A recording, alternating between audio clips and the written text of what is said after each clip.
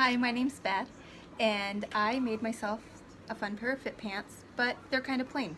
So I thought I would jazz them up with a little bit of a vinyl cutout.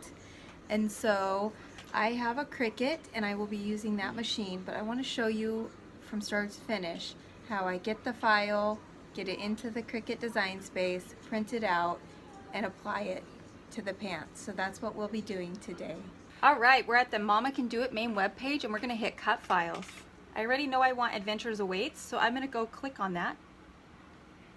And I'm going to add it to my cart. From here, I'm going to go to Cart, and I'm going to proceed to checkout and pay like I normally would. Once I've paid, I'm going to go back to my main account. And I'm going to go to Account, and I'm going to go to My Downloadable Files.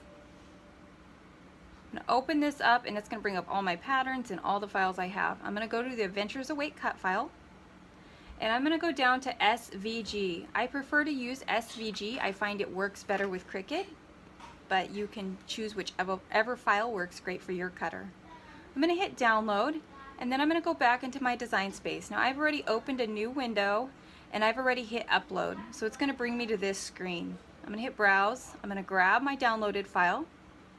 And it looks good. I'm going to look it over to make sure everything looks good, but I shouldn't have to do a whole lot. It's already done for me. And I'm going to hit save.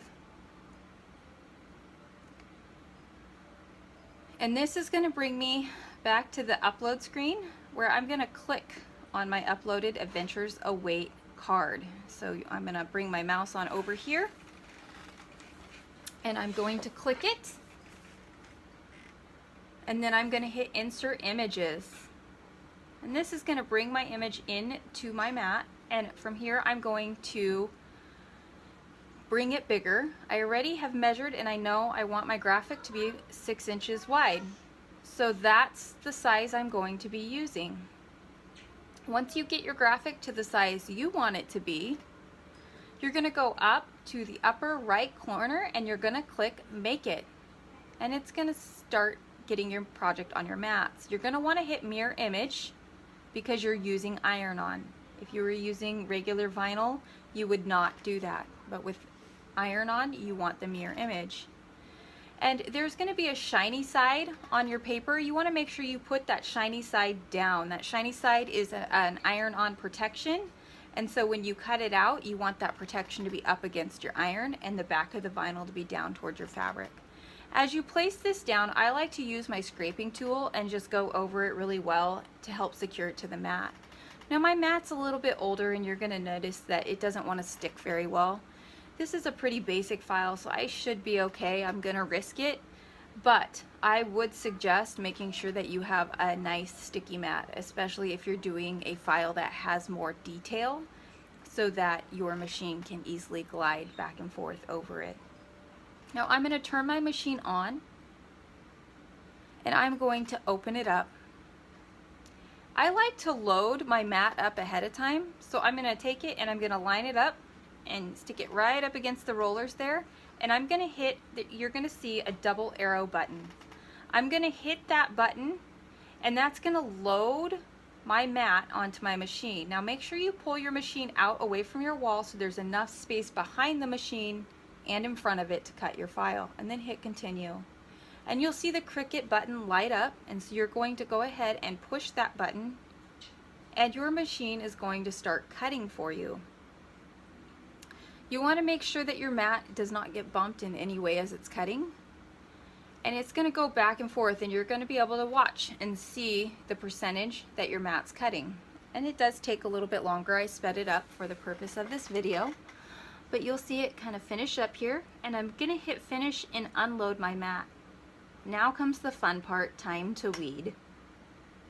So I like to use my hook and just get the bottom corner of my vinyl and pull it up away from the iron protector.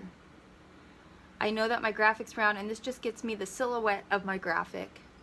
From here, I'm going to get in and get all these little details of these letters and just make sure that I don't pull up any center parts. So I'm going to pull all that out. Man, I wish weeding normally went that fast.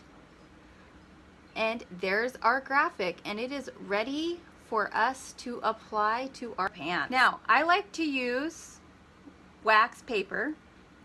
It helps keep my fabric protected from where the iron goes over. And my pants, you'll see, have pockets on them. These pockets can get in the way when applying your graphic, so I'm going to pull that pocket out of the way and towards the back of the pant as I slide my pant onto my ironing board. And then I'm going to heat up my fabric, and this will take a few minutes. I sped up the video, but it does take a few minutes. Then you're going to lay your graphic down, and then you're going to take a ruler and you're going to line the top of the ruler up with the top of the pants, and you're going to make sure that the top of your plastic protector is even with the top waistline. That helps just kind of ensure good placement. And then you're going to press down on your iron and up with your ironing board. Now I ended up switching to my older iron, you'll see in this next press, because really it's pressure that makes a huge difference. And you're going to take a few minutes to do that. I sped through this just in the interest of time, but I press on it. I do probably 4 to 5 rounds of 15-second presses. Then I flip my garment over, and I really want to get some heat applied to make that bond stick more to the fabric and secure just a little extra.